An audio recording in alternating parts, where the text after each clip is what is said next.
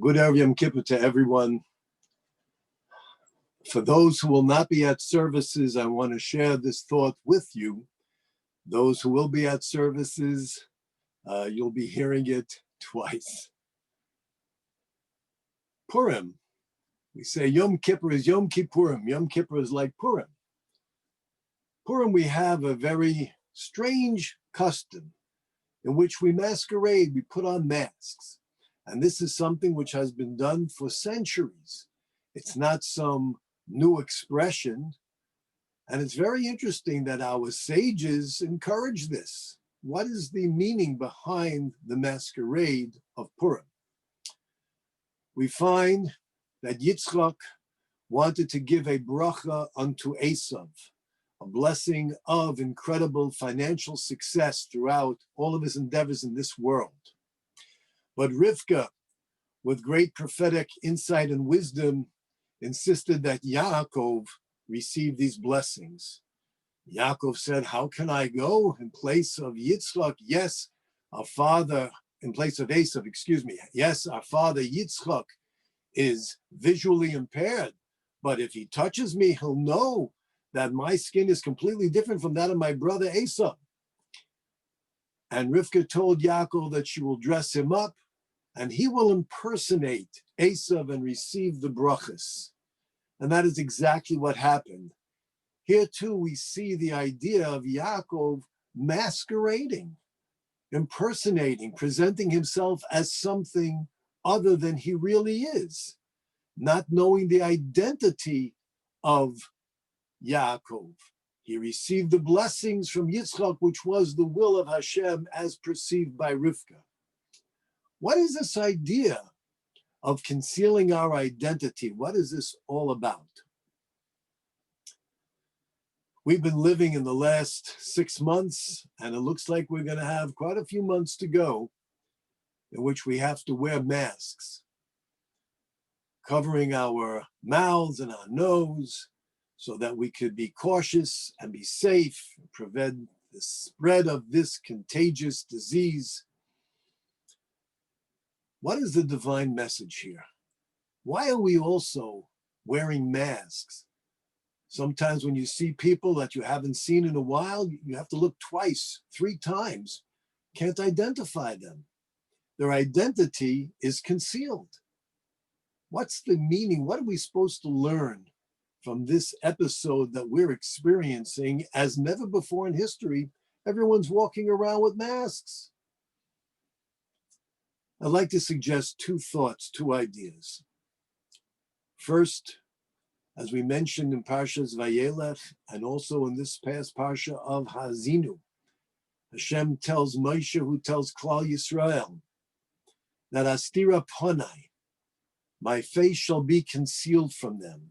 Hashem is saying there will come a period in time in which you will think that events are unfolding by natural causes, by political energies, by economics, by who knows what elements that are taking place.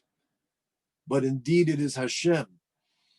There is no such thing as nature. It is all the handwork of Hashem. Hashem, God, He is the writer. He is the producer. He is the director. He will manipulate all events to bring about His desired result. Yes, we have free will, but that doesn't mean that we can defy the will of Hashem. Hashem is telling us that the redemption, the final redemption, the Geula Shlema, the salvation, the Yeshua of Klal Yisrael, it shall come about not with open miracles, it will come about with this Hester Punim. Hashem's identity is concealed. It's almost as if everything that's happening is nothing more than a masquerade. It looks like this and it looks like that. But for those who have the insight, for those who have a deeper thought, one of recognizing our Creator, we realize that all of this is nothing more than the presence of Hashem, concealed as it might be. This is the concept of the Hester Punim, the hiding of the face, the masquerading. This I would like to suggest is what Rivka and Hashem was informing Yaakov and the Jewish people. The fourth, the final, the most difficult, the bone-crushing, spirit-breaking exile, that of Golus Edom, from the influence of Esav. This is going to eventually come to a conclusion and a climax and end with the salvation of God and his final redemption.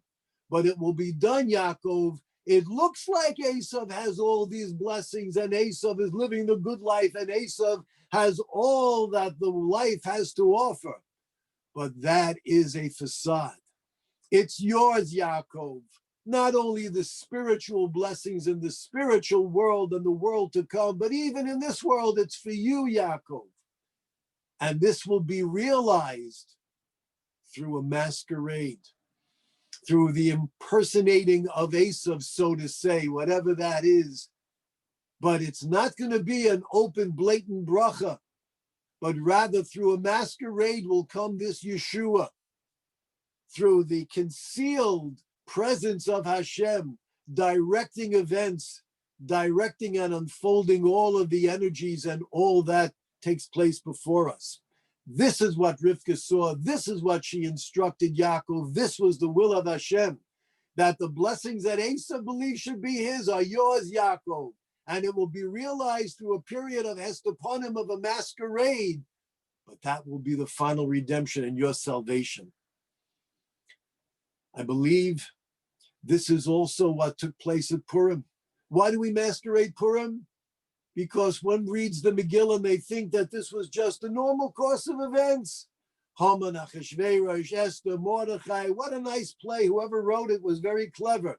It was the hand of Hashem, but Hashem's name is not even found in the Megillah. That's to emphasize this particular point. Hashem's divine presence, his manipulating events, his putting thoughts into man's mind. This is the will of Hashem. It is Hashem who brought about the salvation from Haman and the redemption from Achashverosh and the imposing disaster and genocide. I'd like to suggest that the wearing of our masks, Hashem is telling us, something's concealed. The face is concealed, not just our face. What should we learn from it? It's the face of Hashem that's concealed. And if we look closely, we will see that it is Hashem manipulating events, whether it be the virus, whether it be the politics, whether it be some peace in Israel with some various Muslim nations, whatever it might be. We're witnessing things that mankind has never witnessed before in our age. Let's not lose the opportunity and think, oh, how interesting. It's not interesting. It's more than that. It's the living God before us, revealing himself to those who can see beyond the mask. Look beyond the mask. Recognize the identity. And one other point I would like to suggest. As I said, many times you see somebody wearing a mask, we don't recognize them. I don't know who that is. Maybe the lesson here is that there are people that we see with and without masks. Do we really know who they are? Or we see them, we live our lives, they're part of our lives, we know who they are, we go through the motions. Now during this time, many are staying home. We hardly see them, we call them, we reach out to them. Maybe this is part of the lesson too. What can we do to help usher in this period of salvation and final redemption? To keep reaching out, to get to see the real person, not just the mask, not just another human being, but a real living soul, a person we can call, how are you? What can I do for you? Can I go shopping? Do you want to hear shofar? Do you want to sit in a sukkah? Do you want to say a bracha? Just to talk, just to schmooze. Let's look beyond the mask. This, I believe, is what Hashem is relating to us through this incredible experience. And let's remember the words of the Chassam Sofer that I mentioned. in which he says the year 5781, this should be, God willing, a remarkable, wonderful, blessed, good year for Klal Yisrael and mankind. And what is his source? From the verse in Tehillim that we say in Hallel, Me Ashbais Yorim Evyain. From Ashbais. Ashbais means from the garbage heap, from the lowest point. God will raise and elevate the downtrodden and impoverished and the broken. The word Ashbais, Aleph Shin Pei Tuf. If you reverse them or jumble them, Tuf Shin Pei Aleph, Ashbais. From Ashbais 5781, we'll see God revealing himself, albeit in a concealed fashion, to raise the downtrodden Klal Yisrael. May we be blessed with a wonderful, happy, healthy year filled with simchas and shalom for all of Klal Yisrael, for all humanity. Be well, you should fast well, and Hashem should accept our tefillahs in Herav Yameinu quickly, and we should witness the revelation of Mashiach within our lifetime. Have a good gebenched year, a good year.